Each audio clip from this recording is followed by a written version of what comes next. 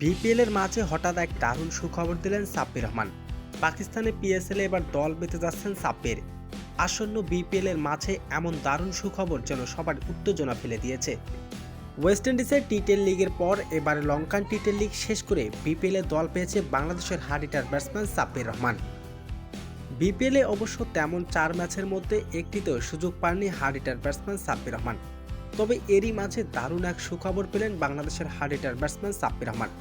লঙ্কান টি10 লিগে দুর্দান্ত এক ইনিংস খেলেছিলেন সাব্বির রহমান। সেই ইনিংস দেখে এবার কপাল খুলে গেল সাব্বিরের। পাকিস্তানের পিএসএল এ এবার দল পেতে যাচ্ছে বাংলাদেশের সেরা hard hitter batsman Sabbir Rahman. ড্রাফটে নাম লিখিয়েছেন সাব্বির রহমানও। 11 তারিখে এবারে নিলাম হতে যাচ্ছে পিএসএল এর। এই পিএসএল এবার দল পেতে যাচ্ছে বাংলাদেশের অনেক ক্রিকেটারই। তার মধ্যে রয়েছে বাংলাদেশের সেরা হার্ড হিটার ব্যাটসম্যান সাব্বির রহমানের নাম। সাব্বির রহমানের এবার কপাল খুলে যেতে পারে। পাকিস্তান পিএসএল এবার দল পেতে পারে বাংলাদেশের সেরা hard hitter batsman Sabbir Rahman. তবে শোনা যাচ্ছে পাকিস্তানের পিএসএল লাহোরের হয়ে খেলতে পারে বাংলাদেশের সেরা hard hitter batsman Sabbir Rahman.